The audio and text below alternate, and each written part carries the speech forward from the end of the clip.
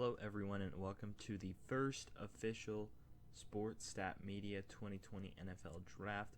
I'm your host, Andrew, and as always, we're going to be going in depth on where we think that the prospects will end up in this year's draft. So with that, let's go ahead and get started.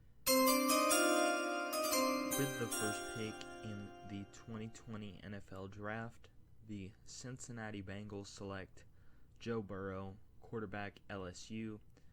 Now, we all knew that this was coming. Joe Burrow, one of the best prospects that we've seen in a long time. He draws comparisons to Tony Romo, some other big quarterbacks that we've seen in the past. He's definitely very accurate throwing the football. There is some worries with his arm strength, but overall, he's a very, very good prospect, very polished, and he will immediately give the Cincinnati Bengals a quarterback upgrade over Andy Dalton, and now they have someone to pair with A.J. Green, Joe Mixon, Tyler Boyd, those different weapons that they have on their team, and they're going to try for the next few years to contend for a playoff spot. And with all that being said, here is a future Joe Burrow highlight. Comes a blitz on Burrow. They're giving chase, and he somehow escapes again. And now throws. And he's got Green, and that's going to be all the way. What a way to start things here. So now we are here with the second overall selection.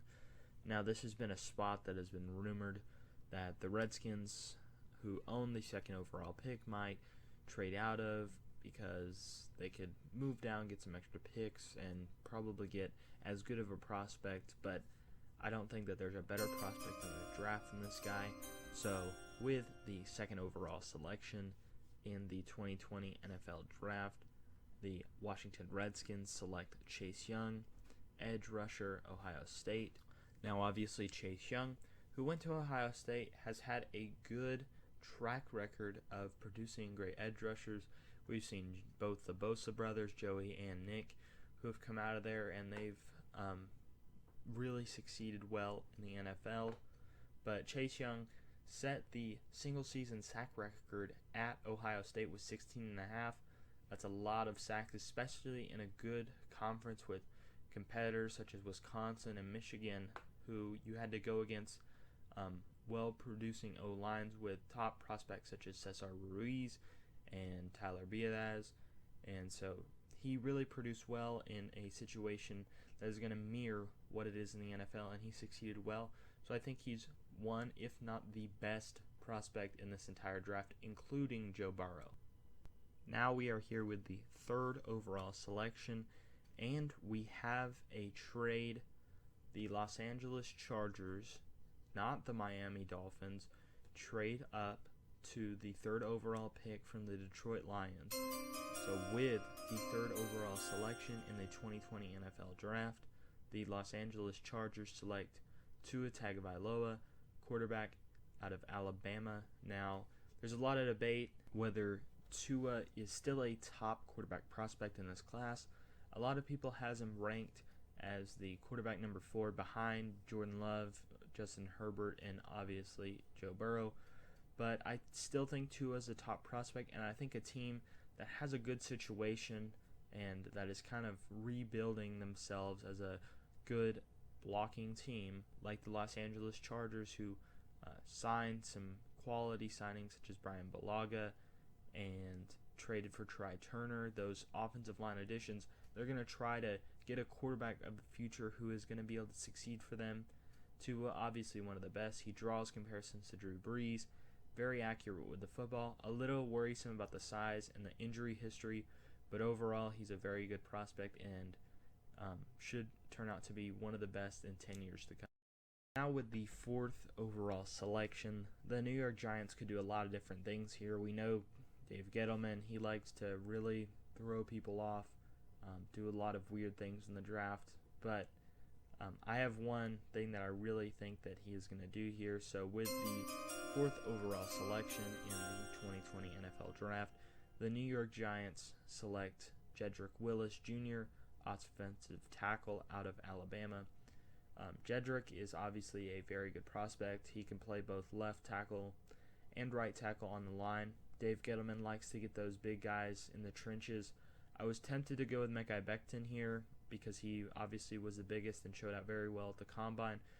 But Jedrick is very polished, and there's kind of some connections there with Joe Judge and Nick Saban, and I could see them taking one of the other offensive tackles, but I definitely would lock them down for an offensive tackle here with this pick. Other than that, the only other selection I could see is Isaiah Simmons, but Isaiah Simmons, I don't think that they're going to pick him. I think they really need to secure that offensive line and keep Daniel Jones upright, and Jedrick can do that as one of their future starting tackles. Now we are here with the 5th overall selection, and a lot of you might be thinking, well, that's got to be pretty obvious. Miami's going to go with a quarterback in the spot here. Well, no, I actually have them trading down with the Carolina Panthers. So the Carolina Panthers trade up from number 7 to get to number 5, and a little bit of an interesting prospect here. So with the 5th overall selection, the Carolina Panthers are going to go with Jeffrey Okudah, cornerback out of Ohio State. So they trade ahead of the Detroit Lions, who have the 6th overall selection from the Chargers, to get the cornerback that they need to start across from Dante Jackson. Obviously, those two will be a great pair in the NFL, but they got to get a guy who can cover guys like Julio Jones, Michael Thomas, and some of these other guys, Mike Evans, with, of course, Tom Brady coming to the Buccaneers. This division is stacked in star quarterbacks, and they've got to be able to stop them from throwing the football, and I think that Jeffrey Okudah is one of the best at doing that. Obviously, there was an NFL draft interview where he said he's never had pass interferences or holding calls, so very polished player, and I think that Matt Rule will definitely like this selection here. That's it for now, guys. Thank you so much for watching another episode of SportsStat Media with your host, Andrew, and I want to thank you guys for tuning in today. Go ahead and go down below, like the video, comment your takes if you didn't like one of the opinions that we brought to the table today, and while you're down there, go ahead and subscribe so you can see future content. We will be finishing out the first round later, and also be doing the 2nd, 3rd, 4th, and etc. until we finish our 7-round mock draft for this year. But yeah, thank you guys so much for watching, and